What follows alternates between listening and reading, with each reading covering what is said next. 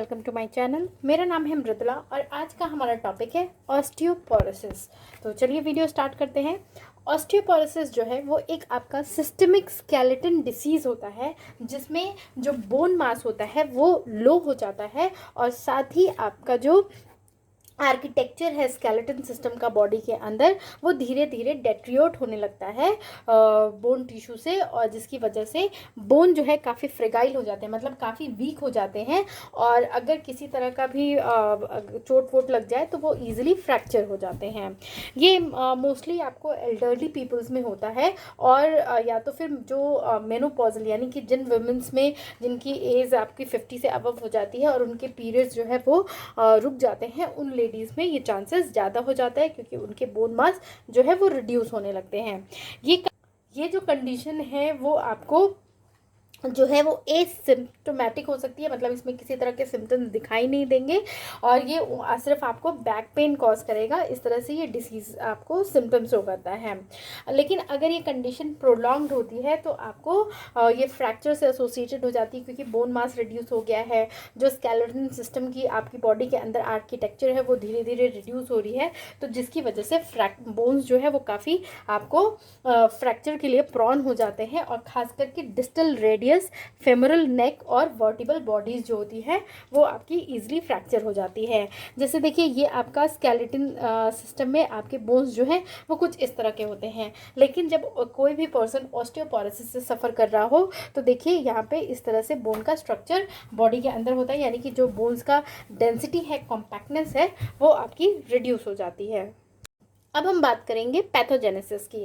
तो कन्वेंशनली अगर बात करें तो जो ऑस्टियोपोरोसिस है उसको दो कैटेगरी में डिवाइड किया गया है।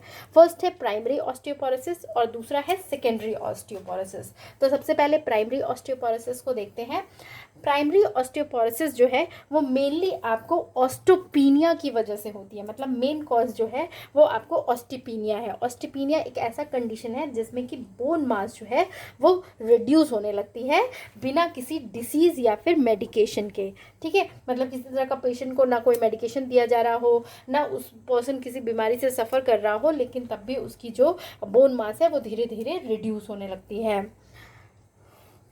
प्राइमरी ऑस्टियोपोरोसिस जो है वो फर्दर सब डिवाइडेड की गई है आपको आइडियोपैथिक टाइप और इन्वॉल्यूशनल टाइप।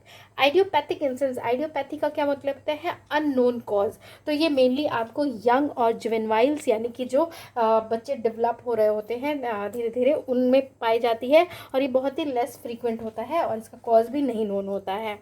इन वॉल्यूशनल टाइप की बात करें तो ये आपको पोस्ट मेनोपॉजल वुमेन यानी कि जिन लेडीज़ में पीरियड्स आपको स्टॉप हो चुके होते हैं और फर्दर उनकी एज जो है वो 50 से अबव हो चुकी होती है, तो उन वुमेन्स में देखने को मिलता है, या फिर जो इंडिविजुअल हैं जो कि आपको एज के होते हैं उनमें, यानी एल्डर्स और ओल्ड पीपल्स में ये देखने को मिलता है और ये बहुत ही कॉमन होता है। जो एग्जैक्ट मैकेनिज्म है प्राइमरी ऑस्टियोपोरोसिस का ये अभी तक पता नहीं है, लेकिन फिर भी ये सजेस्ट किया जाता है कि एक्सेसिव ऑस्टियोक्लास्टिक रीएब्जॉर्प्शन और स्लो बोन फॉर्मेशन की वजह से होता है। जैसे कि हमारे बॉडी के अंदर बोन जो है वो धीरे धीरे डेट्रिएट होते हैं, उसी तरह से नए बोन्स बनते रहते हैं। तो ये आपका एक हार्मोनिक बैलेंस के साथ ये चीज़ चलता रहता है। लेकिन अगर इसमें किसी तरह का डिसबैलेंस हो, यानी कि जो ऑस्टियोक्लास्टिक रीएब्जॉर्प्शन है वो आपको बहुत ज़्यादा हो जाए लेकिन बोन जो है उतना फॉर्म ना हो रहा हो, तो एक डिसबैलेंस हो जाता है, उसकी वजह से प्राइमरी ऑस्टियोपोरोसिस जो है वो हो सकता है। और बहुत सारे ऐसे फैक्टर्स हैं जो कि आपको ये इम्बैलेंस कॉज करते हैं बोन रीएब्जॉर्प्शन और बोन फॉर्मेशन के बीच में। वो है आपका जेनेटिक फैक्टर, जो कि जेनेटिक फैक्टर बेसिकली आप देखेंगे कि जो वाइट्स होते हैं उनमें ये ज़्यादा देखने को मिलता है ये कंडीशन, मतलब ये इम्बैलेंस, और एशियंस में ये देखने को ज़्यादा मिलता है एज कंपेरेटिव टू ब्लैक्स। दूसरा है सेक्स, ये आपको फीमेल्स में ज़्यादा फ्रीक्वेंट होता है एज कंपेयर टू मेल्स।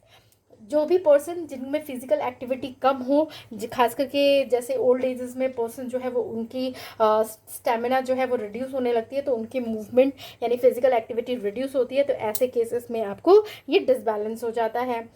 उसके अलावा जो सेक्स हार्मोन है उसकी डेफिशिएंसी की वजह से मेनली वुमेन्स में क्या होता है, ऑस्ट्रोजन की डेफिशिएंसी हो जाती है पोस्ट मेनोपॉजल कंडीशन के बाद, और एंड्रोजन की डेफिशिएंसी हो जाती है मेंस में, तो इसकी वजह से भी आपका ये डिसबैलेंस हो सकता है। उसके अलावा है कंबाइंड डेफिशिएंसी ऑफ कैल्सिटोनिन और ऑस्ट्रोजन, मतलब कि जो ये आपका दोनों हार्मोन है, मतलब कैल्सिटोनिन और ऑस्ट्रोजन, इन दोनों की एक साथ कमी हो जाती है कंबाइंड वे में। या फिर हाइपर पैराथायरॉयडिज्म, यानी कि आपको जो थायराइड ग्लैंड है, पैराथायरॉयड ग्लैंड है, वो आपको एक्सेसिव हार्मोन का रिलीज कर रहा हो। या फिर विटामिन डी की डेफिशिएंसी की वजह से, या फिर कुछ अदर लोकल फैक्टर्स जो कि आपको ऑस्टियोक्लास्टिक रीएब्जॉर्प्शन यानी बोन, बॉडी के अंदर बोन का रीएब्जॉर्प्शन जो है वो स्टिमुलेट कर रहे हों, और जो न्यू बोन के फॉर्मेशन है उसको स्लो कर रहे हो उस प्रोसेस को। अब देखेंगे हम सेकेंडरी ऑस्टियोपोरोसिस। तो ये मेनली आपको बहुत सारे फैक्टर्स की वजह से और कंडीशंस की वजह से होता है, जैसे इमोबिलाइजेशन, यानी कि किसी तरह का कोई मूवमेंट अगर कोई पर्सन ना कर रहा हो उस कंडीशन में। क्रोनिक अनेमिया, जिसमें कि आरबीसी की कमी हो जाती है। एक्रोमेगैली, जिसमें कि आपको बहुत ज़्यादा ग्रोथ हार्मोन का प्रोडक्शन हो रहा हो। Hepatic disease in sense liver disease में। हाइपर पैराथायरॉयडिज्म, जिसमें पैराथायरॉयड ग्लैंड जो है वो बहुत ज़्यादा एक्टिव होकर आपको हार्मोन रिलीज कर रहे होते हैं। हाइपोगोनाडिज्म, यानी कि जिसमें कि आपको गोनैड्स जो है वो आपको प्रॉपर तरीके से फंक्शन नहीं करते और वहाँ पे आपको हार्मोन रिलीज नहीं होते, जैसे कि टेस्टिस मेन में और ओवरीज जो है वुमेन में, इनमें डिसफंक्शन हो जाता है, जिसकी वजह से टेस्टिस जो है ना स्पर्म प्रोड्यूस करते हैं ना ओवरीज एग्स प्रोड्यूस करती हैं। थायरॉइड टॉक्सिकोसिस, जिसमें कि थायराइड हार्मोन बहुत ज़्यादा बॉडी के अंदर प्रोड्यूस हो रहा हो। स्टारवेशन, यानी कि जब कैलोरी इंटेक प्रॉपर तरीके से नहीं होता तो आपको प्रॉपर न्यूट्रिएंट नहीं मिलता, जिसकी वजह से बोन जो है वो आपका फॉर्म हो सके, और जिसकी वजह से आपको इंडिविजुअल को सेकेंडरी ऑस्टियोपोरोसिस हो सकता है। इसके अलावा कुछ मेडिकेशंस यानी मेडिसिन के इफेक्ट की वजह से भी होता है, जैसे हाइपर कॉर्टिसोनिज्म, जिसमें कि हाई कॉर्टिसोल हो रहा हो, या फिर एंटी कन्वल्सेंट ड्रग्स जो है वो पेशेंट को दिया जा रहा हो, या फिर हेपारिन का बहुत ज़्यादा लार्ज डोज दिया जा रहा हो, तो भी आपको सेकेंडरी ऑस्टियोपोरोसिस जो है वो होने के चांसेस इंक्रीज हो जाते हैं। अब हम बात करेंगे साइन एंड सिम्टम्स की। तो ऑस्टियोपोरोसिस को साइलेंट डिसीज कहा जाता है, क्योंकि जो बोन मास है उसका लॉस जो है वो काफ़ी टाइम्स में होता है और ये किसी तरह का कोई साइन और सिम्टम्स नहीं शो करता है। अगर क्लिनिकल मैनिफेस्टेशन की बात करें, मतलब क्लिनिकल सिम्टम्स जो पेशेंट में देखने को मिलता है वो है उसकी हाइट धीरे धीरे कम होने लगेगी, बैक पेन की उसे प्रॉब्लम होगी, और उसके वर्टिब्रे जो है वो कोलैप्स करना स्टार्ट कर देंगे, जिससे कि डोवर्स हैम डेवलप हो जाएगा। जैसे सपोज करिए ये पर्सन है, तो यहाँ से इसमें इस तरह का आपको स्ट्रक्चर देखने को मिलेगा। ये हैम जैसे कैमल में होता है उस तरह का हैम वर्टिब्रे के कोलैप्स करने की वजह से उसके बॉडी में फॉर्म होगा। अब हम बात करेंगे कि हम कैसे ऑस्टियोपोरोसिस को डायग्नोज कर सकते हैं। तो जो एक्सरे स्टडीज हैं वो आपको बता सकती हैं कि बोन डेंसिटी क्या है।